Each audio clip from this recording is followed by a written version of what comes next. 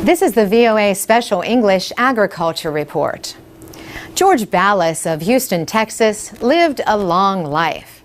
He was a businessman and property developer, a university lecturer and author, a dancer and dance studio owner whose son Corky and grandson Mark followed in his footsteps into the dance world.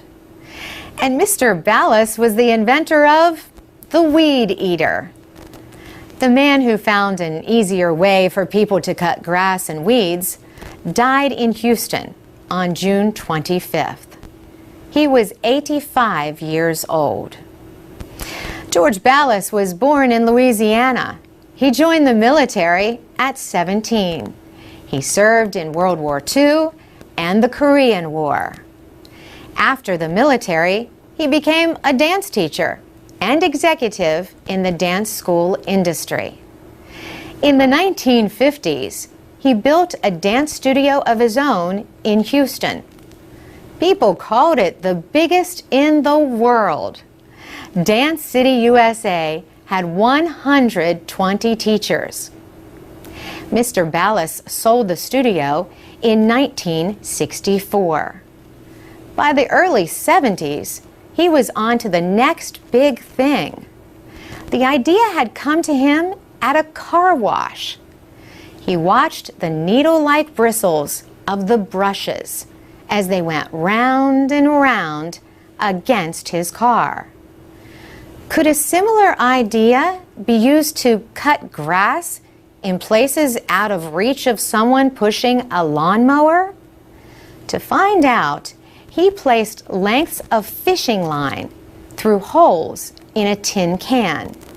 He attached the can to the spinning part of a motorized grass edger. The result? A revolution for millions of people who cut grass for a living or just to keep their neighbors happy. George Ballas became known as the Weed King.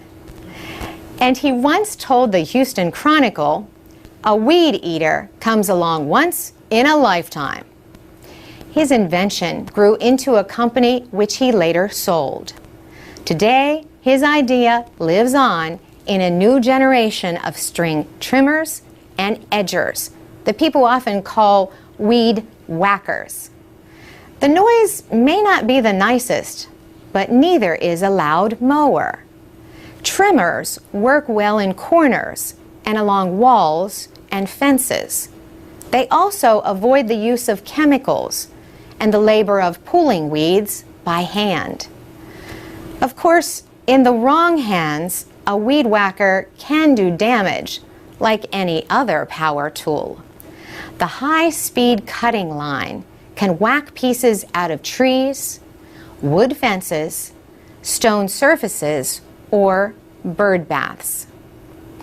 In 1952, George Ballas married Maria Luisa Miralanda, a flamenco dancer and film actress. They were together for 59 years until his death.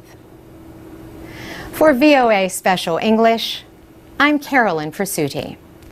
You can find Voice of America's daily news and information service for people learning English at voaspecialenglish.com.